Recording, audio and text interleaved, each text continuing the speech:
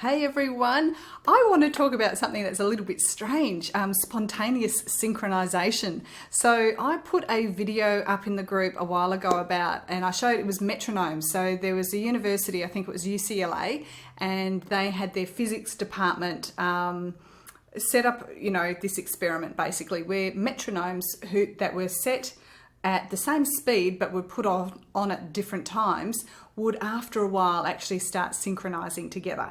Now that's really freaky, okay, because you kind of watch it and you go, how do they know? Like, they're machines, they can't hear and they don't have nerve endings, what's going on.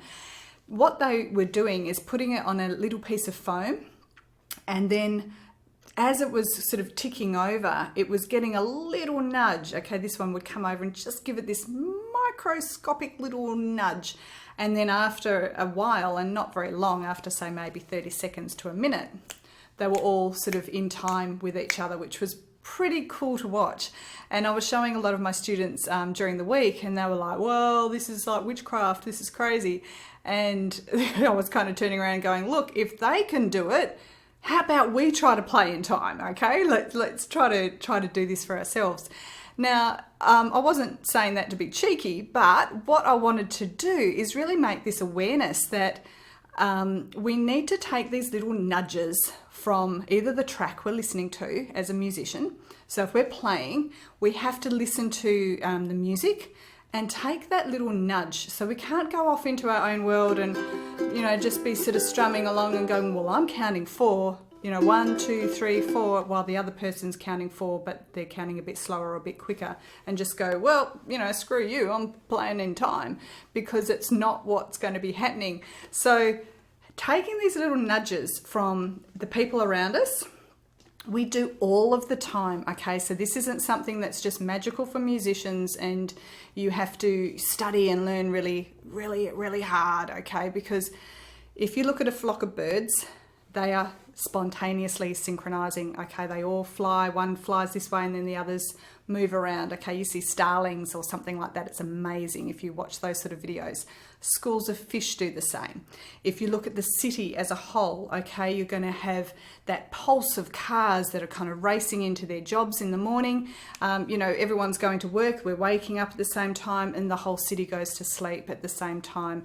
Of course, there's going to be people that are out doing other things, but as a whole, nature has got this energy and this vibration, which is kind of synchronizing with its surroundings. So as musicians, that's what we want to do too. So it is an individual endeavor, learning to play an instrument, but we have to also listen and use our ear to really synchronize with something which is happening external to us that we've got no control over, okay? Now, as a teacher, I've got really good at this, okay? If I'm playing with another student, I'm sort of stopping and starting and waiting for them to get onto the chord, and then sort of starting again, and then sort of stopping, waiting for them to get onto the next chord, or explaining how to do a certain thing, and then starting again and picking up where we've left off. That I have got a lot better at over the years. But it is a skill that is so crucial to when you're playing in a group, okay? This is why I recommend playing along to a track. So if you've got Spotify or iTunes or something like that, even YouTube, you can actually slow the track down on YouTube if you're finding it's too fast, the original recorded version, and really try to stay in time with it. Because what you'll find is, as a musician, or just as a person, is we tend to speed up, okay, or slow down, and we don't even know we're doing it.